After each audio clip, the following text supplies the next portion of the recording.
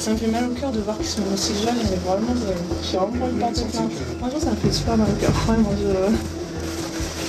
je sais que c'est des pickpockets professionnels, mais voilà. Entre-temps, le service a pu récupérer les images de l'agression prises par les caméras de la SNCF. Les policiers se rendent dans un bureau de la BRF pour obtenir une description précise de l'agresseur. Sur une première vidéo, on voit très nettement la victime remonter du RER par les escalators. Alors donc là on a la victime, donc qui est une personne qui est née quand même en 1938, et là voilà on a l'agresseur qui est clairement avec le couteau en prise inversée, donc voilà, et qui va ensuite foncer une deuxième fois sur la personne âgée qui à ce moment-là, hors caméra, est déjà au sol, et va lui porter un coup de couteau. L'agresseur semble parfaitement calme. Après s'en être pris au vieil homme, il disparaît tranquillement. Le train vient de passer, le temps qu'il s'arrête, l'individu est déjà en train de descendre. Sur une deuxième vidéo, l'agresseur vient de déboucher sur le quai.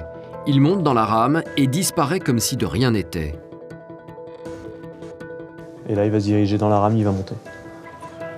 Par miracle, la victime n'a été que légèrement blessée. Après avoir été interrogée dans les locaux de la BRF, elle est conduite à l'Hôtel-Dieu pour un examen approfondi. Je cherchais pour prendre la ligne 1, pour aller au bazar de l'Hôtel de Ville. J'ai été bousculé, le monsieur est arrivé par derrière, il m'a bousculé. Après, je suis tombé, bien sûr, puisque je ne m'y attendais pas. Et il m'a menacé avec un couteau. Il a levé le couteau comme ça, il me menaçait. Vous avez frappé sans aucune raison? Sans aucune raison, il m'a pas posé rien du tout. Donc c'était même pas pour vous voler? Non, non, non. Il voulait sûrement me et tout. Et il a pris la fuite? Il a pris la fuite. Depuis cette affaire, l'agresseur n'a pas fait reparler de lui. Pour les policiers, il s'agirait d'un déséquilibré qui opérerait toujours en état de crise. Malgré son signalement, les hommes de la BRF n'ont toujours pas réussi à le localiser. Mais la journée n'est pas terminée pour les équipes de l'UAR. Les 3 fonctionnaires sont déjà repartis sur le terrain. Et vous allez voir que leur travail n'est pas seulement basé sur la filature et le flagrant délit, mais aussi sur l'observation et la mémorisation des visages. Et justement, ils viennent de repérer 3 jeunes pickpockets à la station de métro Barbès.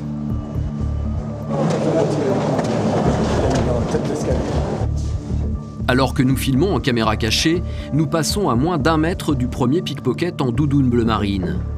Juste devant lui, son complice tente de repérer une future victime.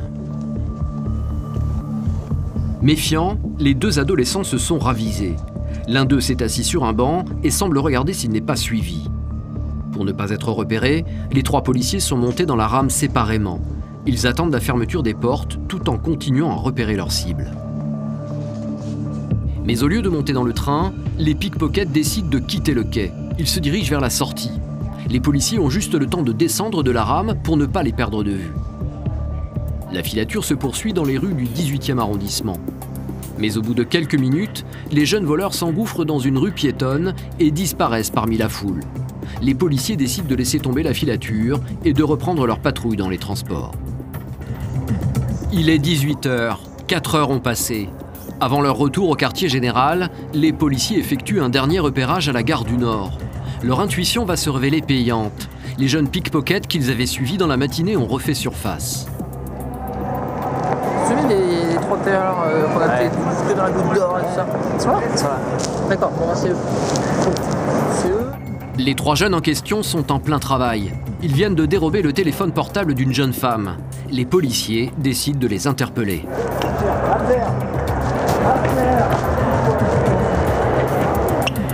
L'interpellation s'est déroulée sans difficulté. Le plus âgé des pickpockets doit tout juste avoir 15 ans. Pour les policiers, ces gamins sont des habitués des lieux. Hey, vous nous saoulez, vous comprenez? Vous me saoulez. Les jeunes sont menottés, puis conduits au poste à l'intérieur de la gare du Nord. En fait, ce sont de vieilles connaissances pour les policiers qui les ont déjà arrêtés pour le même type de vol et qui commencent à en avoir assez de les voir traîner dans le secteur. Tu te souviens pas de moi? Non? Te conosco. La dernière fois, on vous avait dit de ne pas traîner dans la gare. Ils comprennent pas. Hein. Tu peux toujours parler. Ceux-là, c'est la 2e fois qu'on les voit travailler, en fait. Bon, heureusement pour nous, ils nous ont pas reconnus. Mais sont des habitués débutants, on va dire. Et qu'est-ce qui va leur arriver? Ça peut être la garde à vue, ça peut être pas mal de choses. Seulement voilà, la victime qui vient d'arriver au commissariat ne va pas tarder à contrecarrer les pronostics des policiers. La jeune femme a décidé de ne pas porter plainte contre ses jeunes agresseurs. Elle a pu récupérer son téléphone et estime qu'il est inutile d'aller plus loin. Ça me fait mal au cœur de voir qu'ils sont aussi jeunes, mais vraiment, j'ai vraiment pas envie de porter plainte. Franchement, ça me fait super mal au cœur. Vraiment, je sais, hein, c'est des pickpockets professionnels, mais voilà. Sans plainte, impossible de poursuivre les délinquants. Le travail des fonctionnaires n'aurait dans ce cas-là servi à rien. Les policiers tentent de convaincre la jeune femme de changer d'avis. Le souci avec la justice, s'il n'y a pas de dépôt de plainte, ils sont libres.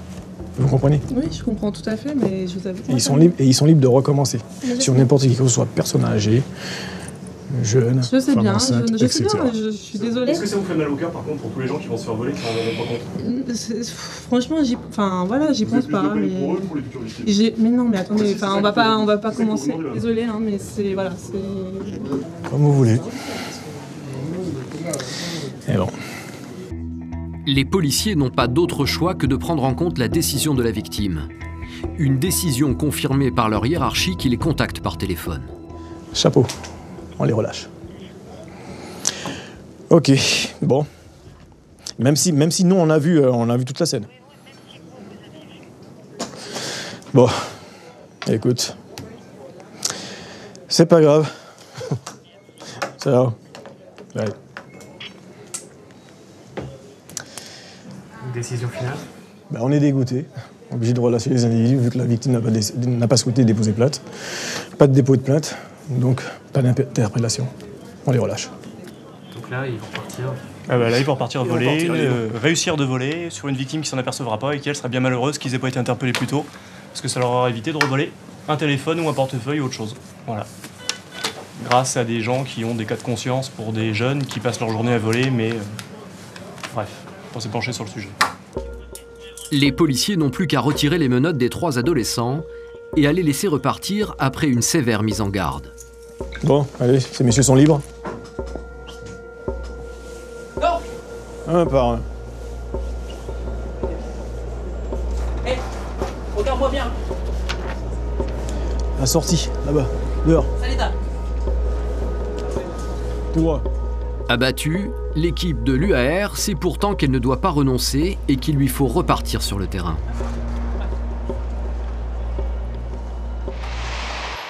Mais le travail des policiers ne se termine pas toujours par une remise en liberté des délinquants. Face à la difficulté de réaliser des flagrants délits ou d'obtenir des plaintes des victimes, ils savent qu'ils peuvent parfois compter sur un autre moyen pour coincer les agresseurs. Ce moyen, c'est l'instant où les voleurs tentent de vendre leurs marchandises à des receleurs. Des interventions qui peuvent souvent se révéler payantes. Nous retrouvons quelques jours plus tard nos policiers à la station Châtelet. Aux abords d'une galerie commerciale, des petits groupes d'individus semblent flâner sans but précis. Celui qui a la capuche en fourrure avec les bottes, les bottines marron clair là. Il regarde toujours par ici en plus. L'individu dont parle le policier appartient à un groupe de receleurs, des fourgues dans le jargon policier. Disséminés dans la galerie commerciale, ces receleurs attendent que des pickpockets ou des voleurs à l'arraché viennent à eux pour leur vendre leur téléphone portable dérobé quelques heures plus tôt dans le métro. La plupart d'entre eux sont postés devant des photomatons, un point stratégique où les fournisseurs de marchandises savent qu'ils peuvent les trouver. C'est le carnaval des fourgues. Exactement, tout ce que tu as vu là, derrière aussi là, au niveau de l'escalier, qui descend, ils sont là aussi. Les policiers ne peuvent intervenir qu'en flagrant délit de transaction. Mais ce jour-là, l'équipe de la BRF a été repérée. En quelques secondes, les receleurs se sont éparpillés et ont disparu. Mais une station plus loin, dans les sous-sols de la gare du Nord, les policiers vont surprendre le manège de 3 jeunes qui s'approchent d'un receleur pour lui proposer un téléphone portable. Ils sont immédiatement interpellés et contrôlés.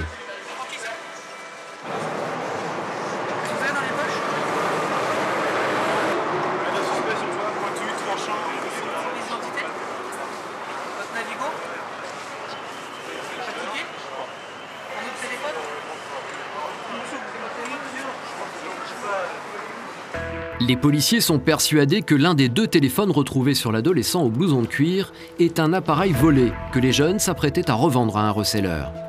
Les suspects sont conduits au commissariat. Mais les fonctionnaires ne sont pas au bout de leur surprise.